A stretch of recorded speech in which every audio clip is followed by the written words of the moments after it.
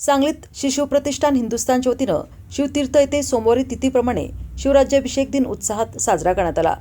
सायंकाळी शहरातून देवदर्शन पदयात्राही मोठ्या उत्साहात काढण्यात आली। पहाटे धारकऱ्यांकडून शिवपुतळा परिसराची स्वच्छता करण्यात आली। त्यानंतर विविध गडांवरून आणलेल्या जलाचा अभिषेक शिवपुतळ्यास करण्यात आला। तर सायंकाळी शहरातून देवदर्शन पदयात्रा काढण्यात आली। प्रारंभी ध्येयमंत्र म्हणण्यात आल्यानंतर ही पदयात्रा मारुती मंदिरापासून सुरू झाली। या पदयात्रेत हत्ती, भगवे पेटेधारी, ध्वजधारी, तलवारधारी, मशाल घेतलेले धारकरी उपस्थित होते। महिलांचाही मोठ्या प्रमाणात सहभाग होता। राष्ट्रगाणी, शिवभक्तीची गीते म्हणत ही पदयात्रा पार पडली। या निमित्ताने शिवतीर्थ परिसरात विद्युत रोषणाईसह फटाक्यांची आतषबाजी करण्यात आली।